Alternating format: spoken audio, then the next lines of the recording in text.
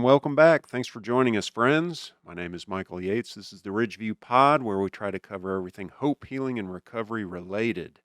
Uh, as you know, it's always a big boost and win for us when we can have folks from outside the agency join us. And I had the good fortune of meeting Kayla Simon, the new executive director at ASAP.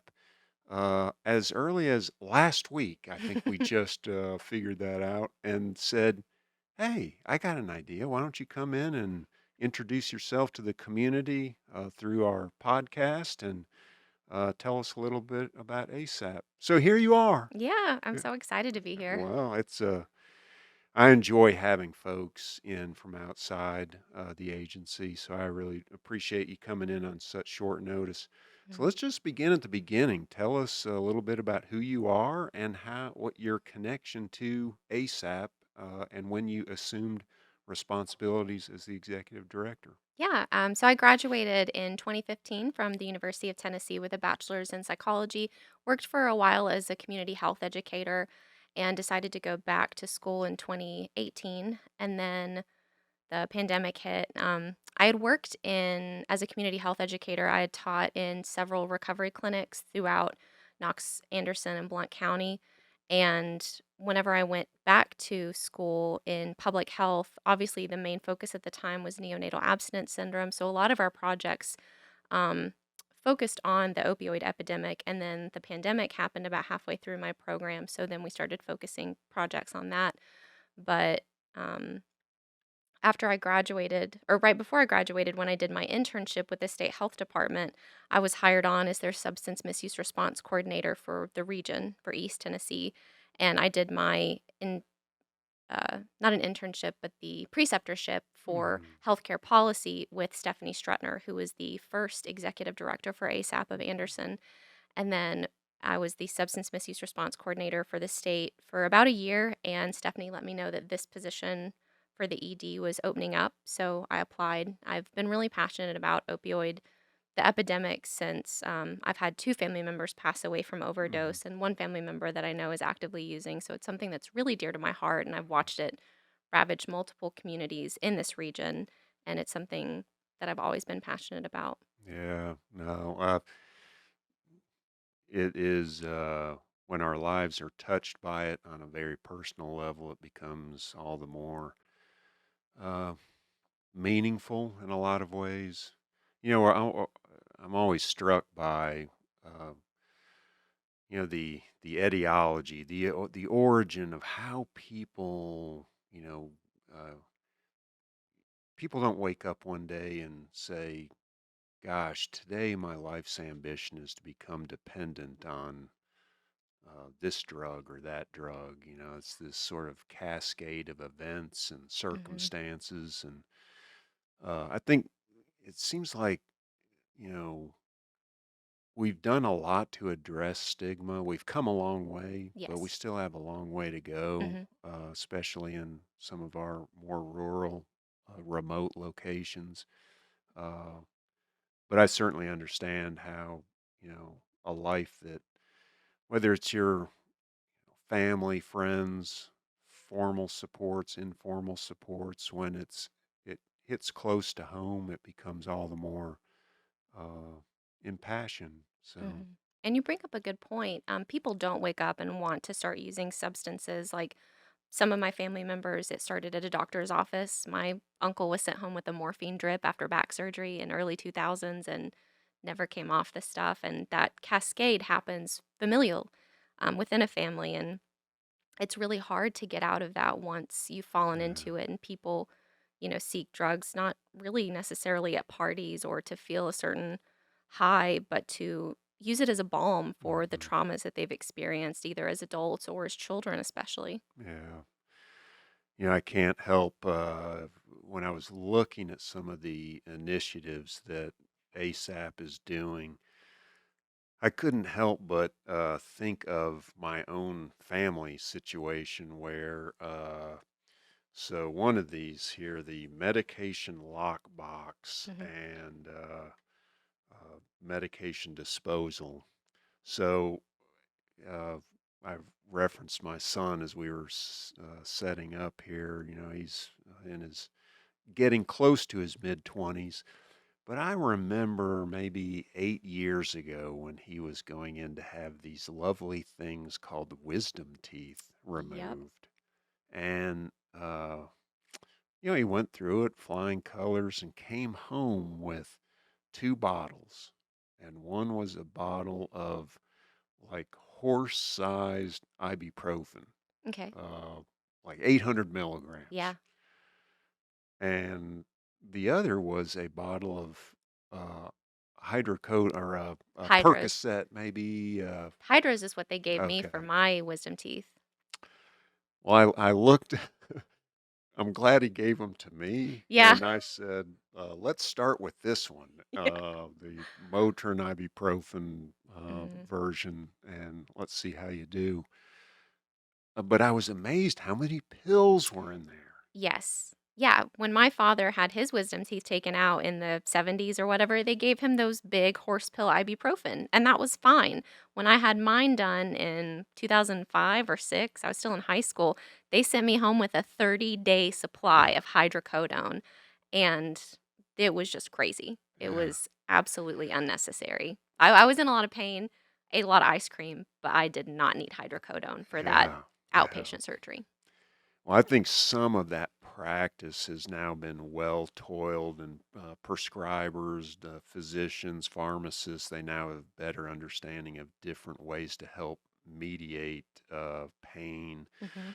But what had me thinking was, so now I had this bottle of these pills, Yeah. and I was wondering, now what do I do with this?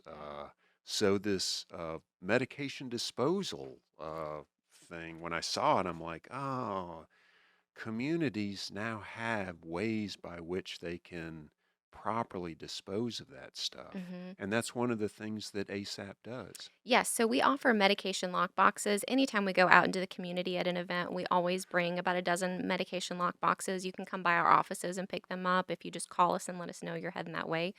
Medication lock boxes are for anyone, especially families, are usually who we see get them with small children. They're about 1 cubic foot, and you can put medication or whatever you want in there. And there's a lock that you can keep the key for. And it's for people to keep their medications separate from children, or maybe if you have roommates or someone in your living situation that you don't want in your medications, you can use that lockbox to keep those medications safe, and keep other people in your household safe from misusing them. And then the medication disposal, all of the police stations and the Walgreens on Oak Ridge Turnpike will take your medications. It doesn't have to just be prescription painkillers, it can be Advil, Mm, creams, anything that's expired. When we throw those things away, there's not so much the potential for abuse in that sense, but when medications start to denature and dissolve, or mhm, they don't really compost or anything, mhm, and they can be really toxic, and it's difficult for waste management services to deal with medications that mhm, are disposed of in that manner. So when we take them to medication lock boxes, they're disposed of in this kind of environment. They look like coffee grinds. They mhm, open the medications in and put them in with this mixture so that they're completely denatured, unable to be used again, mhm, and the chemicals that might be harmful and difficult for waste management to deal with mhm, and harmful for waterways, those can be properly contained in a chemical mhm. environment and Yeah, then either incinerated or disposed of with biomedical waste. yeah. Because as I know enough to be dangerous, but sometimes that stuff can seep into water tables, and Yes. then So depending on the city or municipality's way of disposing of garbage, the bedding and lining of those dumps can be permeable so that mhm, things can leak down, including these medications, and get into the water table or harm wildlife. And then it also makes it difficult whenever those are covered, like those baseball fields or like huge mounds, and the dump is kind of decommissioned. Those methane pumps that kind of let things filter out into the environment with less mhm, CO2, that can also be disrupted by medication as it mm, goes through its denaturing yeah. process. No, that's great to know. So, if I'm listening to this and maybe I'm interested in getting a lockbox, can I just call the ASAP office? Can I come by and just pick one up? Yeah, I would suggest right now, since there's a surge, there's not too many people in the office right now. But if you call ASAP's number or go online, you can look at our phone number or send us an email at asapofanderson@gmail.com and just let us know, hey, I'm coming by on Yeah. Wednesday at noon, and we'll bring you however many medication lock boxes you need. Or if you see us at a community event and we have a table set up, we always have lock boxes to Okay. give to folks. Great. We'll put that information and the links in the content section of this so people can access that. Thank you. Um, and the disposal opportunities, is that year round or is it only at Mhm. certain campaigns? It's year Yeah. round. We do campaigns. There's DEA Drug Take Back Day. There's usually one in April and one in September. So we promote it on social media and try to let other people know. We'll do radio announcements and things like that to let people know that this is an option for disposal of Yeah. medications and other chemical substances Yeah. like that. So, but they're open all year round. So all of the police stations in Anderson County have a medication lockbox, and then the Walgreens on Oak Ridge Turnpike has a medication lockbox, and you can Okay. take whatever you need there. Just anything but needles. Okay. Yeah. Good to know. So, as we said, things have improved tremendously in the prescription of opiates of that type. As a result, we've seen an uptick in synthetic opiates Hmm. like fentanyl getting laced on things and accidental overdoses, fatal and non-fatal overdoses. So that's certainly become a another challenge. Um, to the as a result of that, uh, I know that one of the things that you guys do and that Ridgeview has benefited from tremendously is the regional overdose prevention specialist. So this is a state-funded program.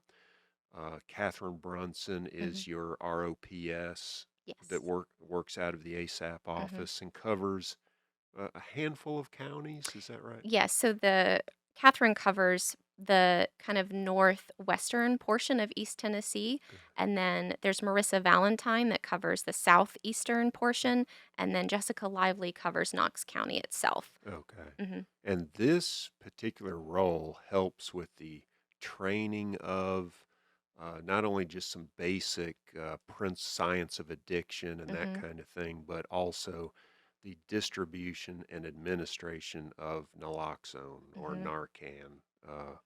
So, how do people access that if they think that they or their family member, friend is at risk of needing that level of intervention? Absolutely. So you can always set up a training with Catherine. You can go to asapofanderson.org and set up a training with her. There's also two that she offers every month that you can attend. If you go on our Facebook page or Instagram, which are both ASAP of Anderson, we are constantly posting when she's available and when there are already pre scheduled virtual meetings. And she does destigmatization training as well as teaching people the science of addiction, how it works, why it happens, and why Narcan is so important. So naloxone is kind of the generic name.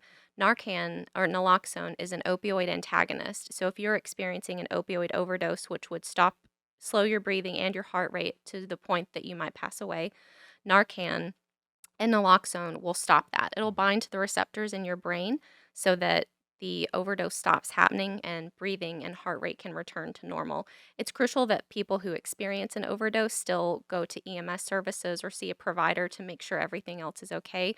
Naloxone comes in a little vial, and you get a needle and you can extract it and then inject it into someone's, preferably their leg muscle, because there's a lot more meat there, Hmm. less risk of you hitting a bone.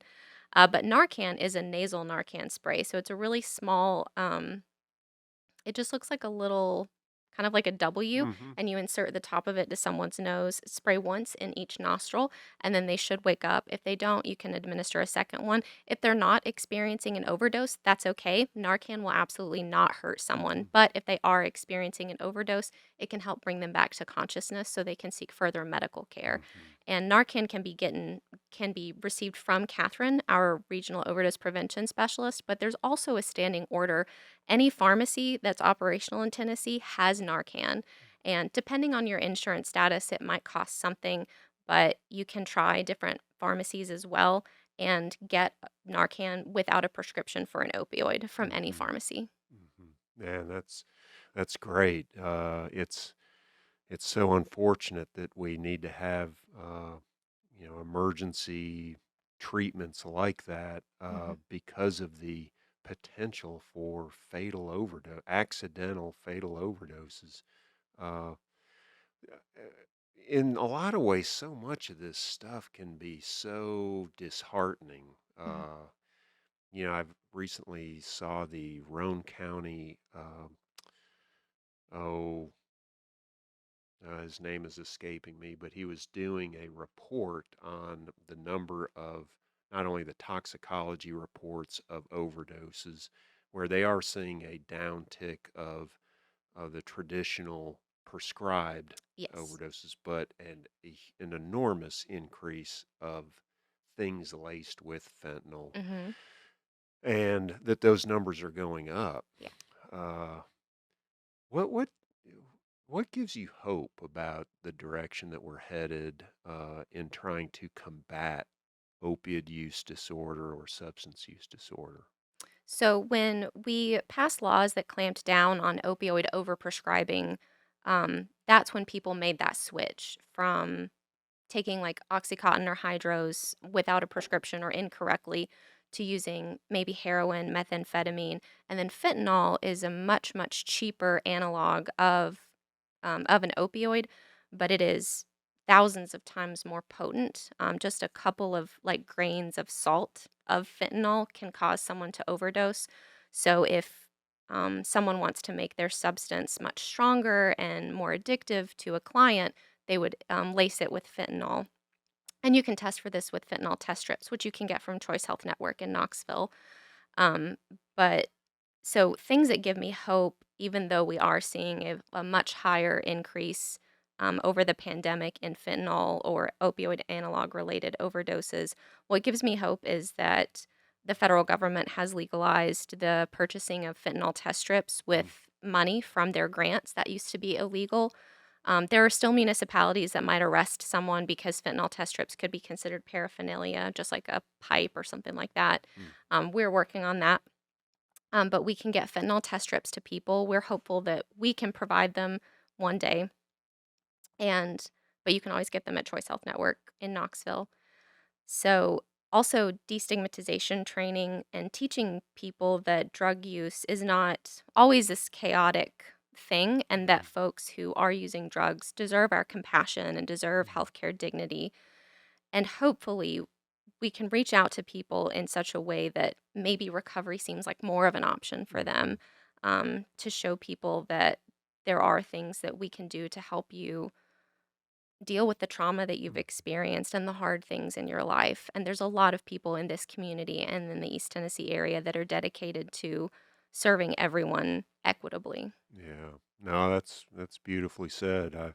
It made me think of Sam Quinonas's work around this, that Dreamland. yeah, Yeah. Dreamland, and his recent follow-up, The Least of Us. Oh, And he speaks to that very thing, you know, individuals like you, Catherine, agencies like ASAP, uh, real, granular, in the weeds groups trying to make a difference one life at a time. Uh, and that really those are things worth lifting up and celebrating. So, uh, yeah. Is there anything else about ASAP that you want to get out there in terms of if people want to volunteer, if people want to make a donation, what else? yeah, all of those opportunities are available either through our social media platforms on Facebook, Twitter, and Instagram, or our website, asapofanderson.org. You can donate directly there. You can donate to us if you ever see us at a community event. And if you're interested in volunteering with us or joining our coalition and making your voice heard in the recovery community and prevention community, you can also find the calendar of when our coalition meets. Right now, we're virtual because of the surge, but we're hopeful to go hybrid and then maybe fully in person later in the year. Yeah, And that's all on our website in the Connect with Us tab. great. We'll put those links also in the content section, so check that out. Um, I always, since I too am always trying to figure out how to like optimize my own, you know, my own health, physical health, as well as my own mental health. I'm Mhm. curious how other people take care of themselves. So, what do you do to be a good steward of your own health and mental health? Yeah, so this job can be really overwhelming at times, especially now that there's an uptick in overdoses. So I love exercising and weightlifting that I can just zone out and listen to podcasts or music and not think of anything, not be needed at all, and just work out. I really enjoy that. I also do 10 minutes of mindfulness meditation each Mm, night, and then I try to do yoga and stretch every morning and journal and then try to get as much socialization as I can safely. I think the isolation that a lot of us experienced during the first wave of the pandemic really showed me how much I need other people in my life as yeah, support systems and just friends and a person to have yeah. there. Well, a refrain that came up throughout the 2021 podcast season, we did 47 episodes, and Oh, I wow. think every one of those seemed to touch on the fact that we are hardwired for connection Hmm. and attachment and connectedness. And that in a lot of ways there was an accidental misconveyance of uh, social isolation, and it should have been, or social distancing, and it Yeah. should have been physical distancing. Yeah. That we still need to be social with one Hmm. another in different ways, but well, I'm curious about that mindfulness piece because I've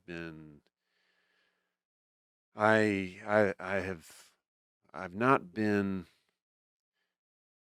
I probably came from a period of time where I didn't quite get what that was, and I Yeah. too much associated it with meditation Hmm. and that they're not really the same thing. So I've been trying to learn about it.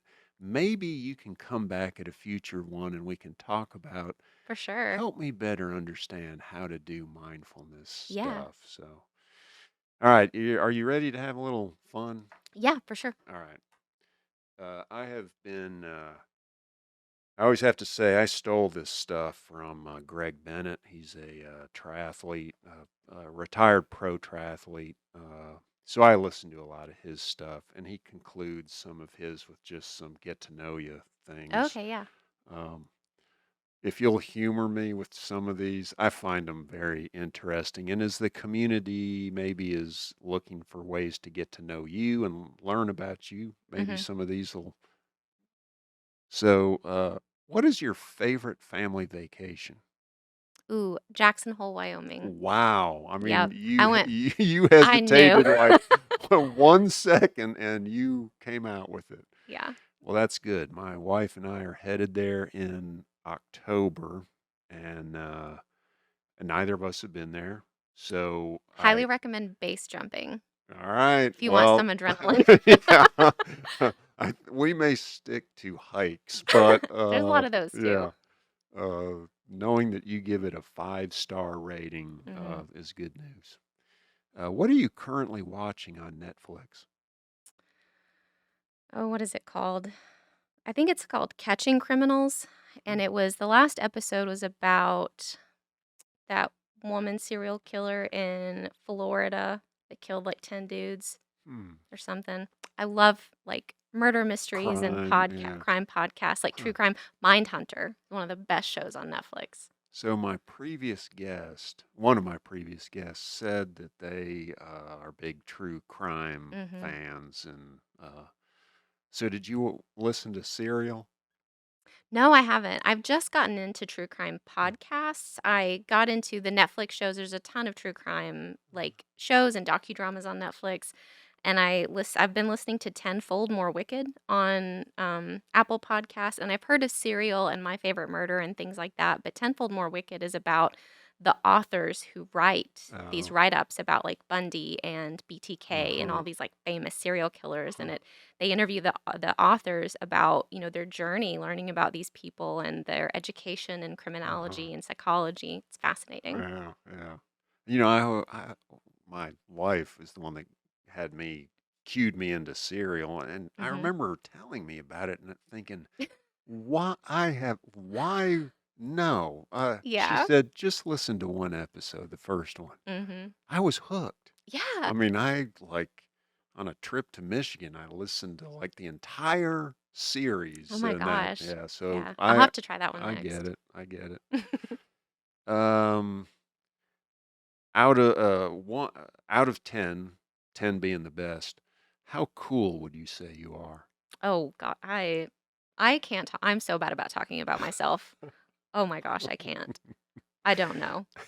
Ask someone else. Okay. All right, stay tuned. Um, let me see here. Who would you want to play you in a movie of your life? Ooh. I don't think she necessarily looks like me, but I feel like Jennifer Lawrence would be a super cool person to hang out with. So if she played me in a movie, she would have to get to know me, and I feel like we would be friends. So, S- I, I, Jennifer Lawrence. I like your thinking there. What's the pathway for me just to get to know this person Yep. better? So that's cool. Yeah. All right. Uh, are you a cook? Do you, No, my husband's the cook. uh, I'm the let's, bartender. okay. Well, let me see. How can I twist this question out?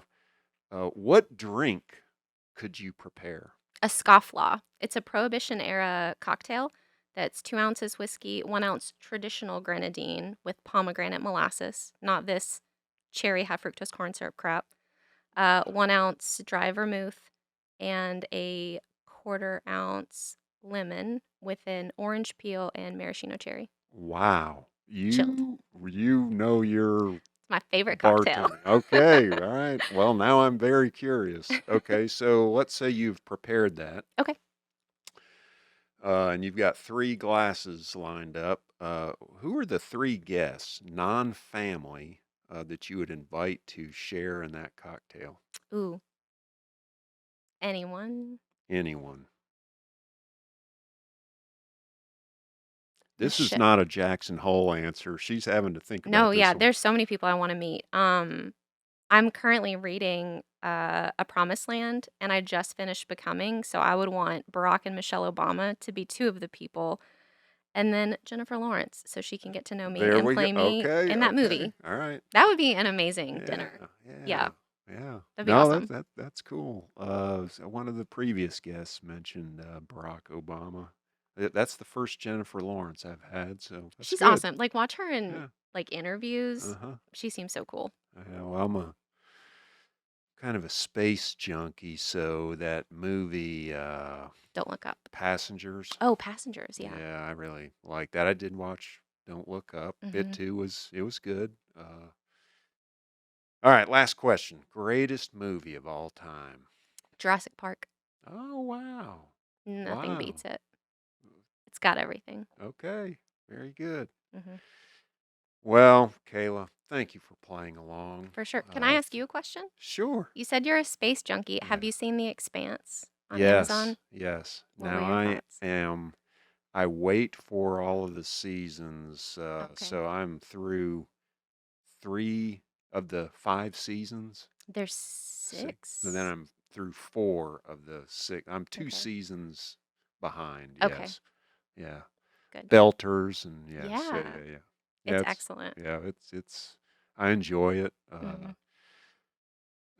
Sadly, it doesn't fall in my wife's wheelhouse, so I'd Mhm. have to, watch that riding the bike or something else. But I kind of like it when my husband and I don't match up on a series Uh-huh. because then I can just binge it and I don't Yes. have to wait for him to get Yep. home Yep. and then feel guilty if I watch it without him. Well, she will not enjoy me sharing this, but over the winter break, my daughter and wife got into Gilmore Girls. Mhm. Now, this is a mother-daughter series that came out in, Like the yeah, it 90s. was 2000 to Okay. 2007. Okay. So yeah, 20 years ago. Yeah, it's pretty old. And I would eavesdrop. So I started to get idea of the show. Mhm. Uh, and there were seven seasons. And just earlier this week, she finished the final episode of the 7th season. But I see how this happens. You start learning enough that you're like, well, I Invested. gotta see what happens, Yeah. and immediately you're. So I to all my friends, I am a Gilmore Girl. But it was a good series, good show. But yeah, I was struck by the size of the phones that they were using, Right. and I'm like, when was this? I immediately hop on. And I'm like, Yeah. 2000. This show was 20 years old. Oh my gosh. But yeah, it's very very much a parent-child uh, show Yeah. through adolescence, high school, and into college. So, That's cool they bonded over it. yeah, yeah, yeah. Okay, well, Nice. until next time. Yes, But we'll anyway, talk about I mindfulness. appreciate you asking me a question. Yeah, So, yeah. thank you, folks, for tuning in. We hope you enjoyed this. Please don't forget to subscribe, ring the bell so that you get notification of our next episode, and take good care of yourself. We'll see you next week. Bye Bye. bye.